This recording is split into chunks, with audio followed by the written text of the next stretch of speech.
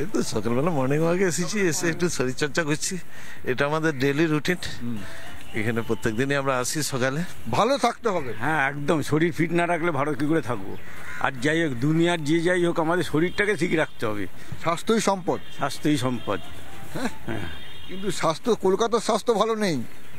সেটা তো এখন হবেই। সেটা বহুদিন একদল থাকতে থাকতে বেশি দিন থাকলে যা হয়, একটু গুণ ধরে আর কি। সেটাকে এখন ওভারকাম কী করে করবে তারাই জানে। আপনি তো ব্যায়াম ট্যাম করছেন, হ্যাঁ, কিন্তু কলকাতা কি করবে? কলকাতাকেও এরকম জেগে থাকতে হবে, জেগে থেকে দেখতে হবে। জাগাবে কে? জাগাবে কে? জাগাবে মানুষই, জাগাবে মানুষই, জাগবে। এটা তো আর কোনো ব্যাপার নেই। মানুষই জাগাবে। মানুষই জাগাবে। কোথায় জাগাচ্ছে মানুষ? আমরা ওখানে বসেছিলাম, অসংখ্য লোকের সঙ্গে কথা বললাম, উবে গেল, ভয়ে উবে গেল। না, এটা ভয় পাওয়ার কিছু নেই। কি আছে, সত্যটা রিপাবলিক বাংলা এসছে, বলছে থাকবো না। মানুষ তো জানতে পারছে সত্যটা কি হচ্ছে না হচ্ছে।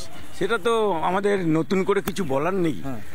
তা এখন দেখা যাক কি হয়, কতটা ডেভেলপ হয় আর কি দল নিয়ে, এটাই আর কি। আর এমনি এখানে আপাতত পরিবেশ খুবই ভালো। আমি যা দেখতে পাচ্ছি জায়গাটা খুব ভালো জায়গা। এখানে সবসময় পরিষ্কার পরিচ্ছন্ন থাকে এই পার্কটা।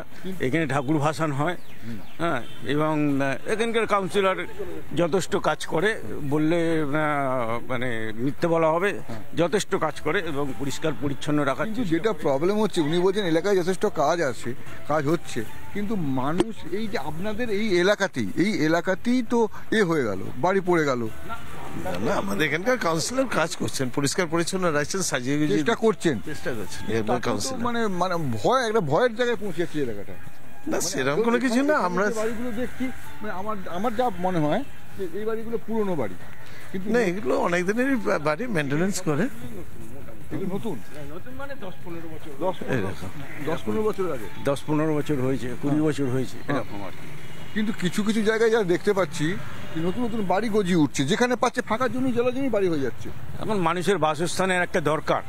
মানুষের আগে এখানে, আমি যখন এখানে এসেছি আজ থেকে প্রায় 25 বছর 26 বছর আগে, তখন হাতে গোনা কয়েকটা বাড়ি ছিল।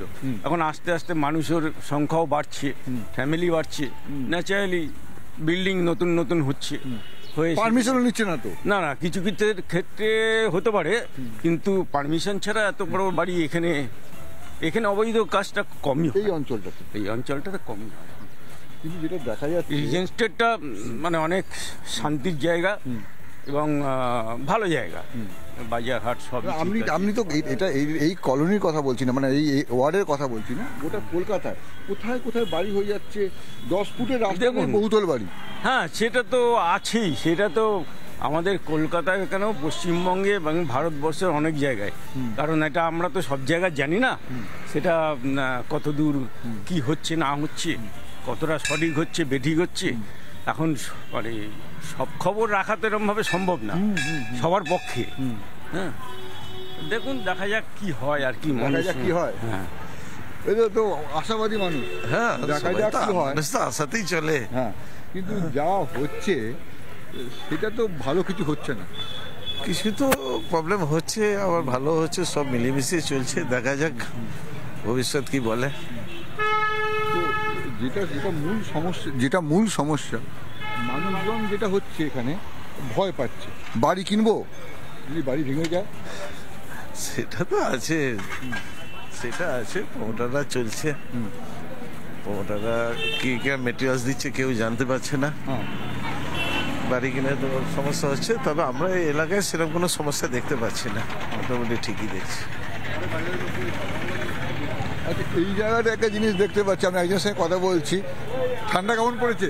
হ্যাঁ, ঠান্ডা ভালোই পড়েছে। এরকম থাকলে তো ভালোই হয়, হালকা হালকা ঠান্ডা। হ্যাঁ, এরকম থাকলে ভালোই হয়, ঠিক আছে, এটা চলে। আর এটা শুধু তাই না, ঘুরতে যাওয়ারও একটা চার্মিং ওয়েদার এটা।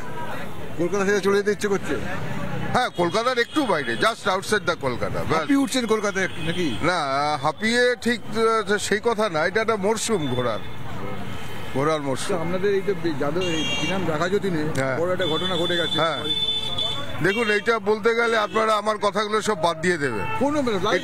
এটা একটা পুলিশ, কাউন্সিল, ডেভেলপার আর এই এরা সব জোটবদ্ধ হয়ে এই কাজগুলো করছে।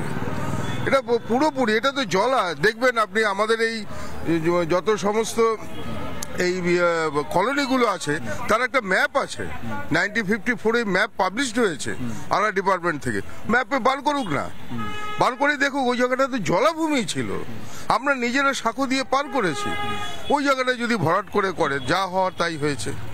এই ডাকা বুকো হলো কি করে? এরকম বুকের মধ্যে কি এত বড় পাটা নাকি বুকে?